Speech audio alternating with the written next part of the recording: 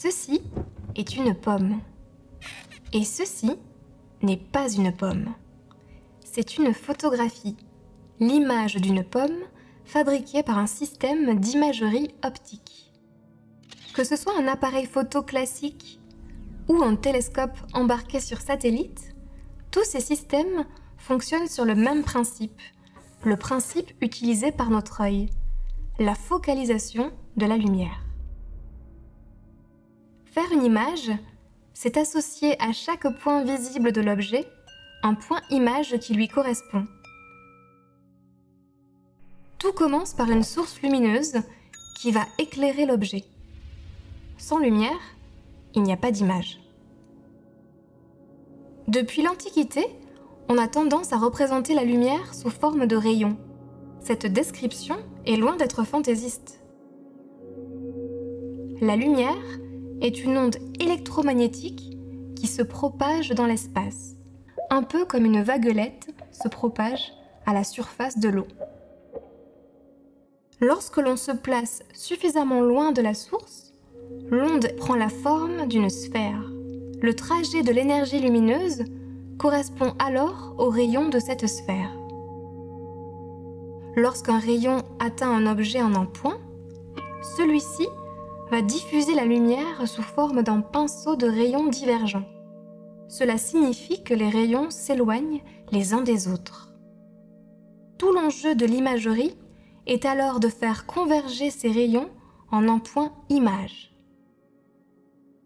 Pour cela, on va modifier la trajectoire de la lumière en utilisant, par exemple, la réfraction optique.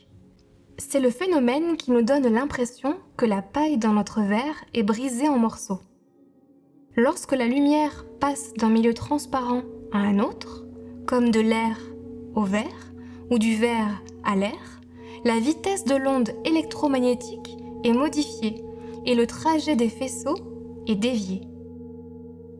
Si l'interface entre ces deux milieux est courbée, alors il est possible de faire se rapprocher des faisceaux divergents. Ainsi, en utilisant une pièce de verre convexe, comme une lentille, il est possible de ramener en un seul point image les rayons issus d'un seul point de l'objet. C'est ce qu'on appelle la focalisation.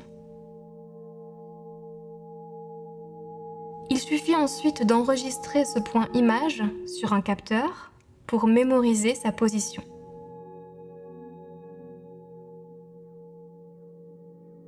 Comme la source de lumière éclaire l'ensemble des points visibles de l'objet, alors le processus de focalisation que l'on vient de décrire ramène sur le capteur l'ensemble des points images correspondants.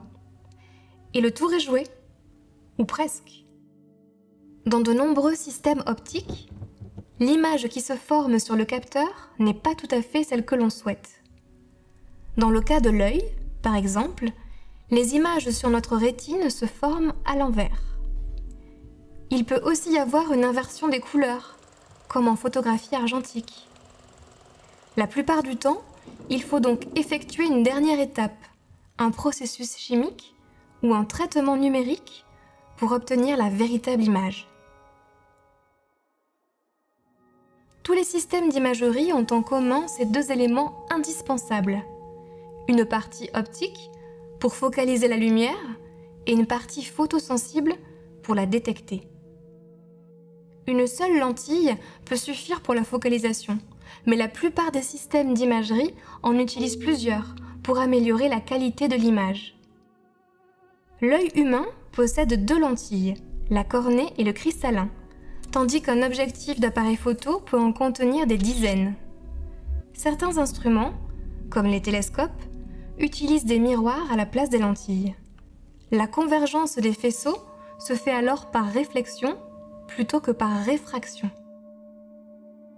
Quant aux surfaces photosensibles, elles peuvent être de nature biologique, comme la rétine, chimique, comme le nitrate d'argent des pellicules photo, ou électronique, comme les matrices de pixels qui font aujourd'hui les beaux jours de l'imagerie numérique.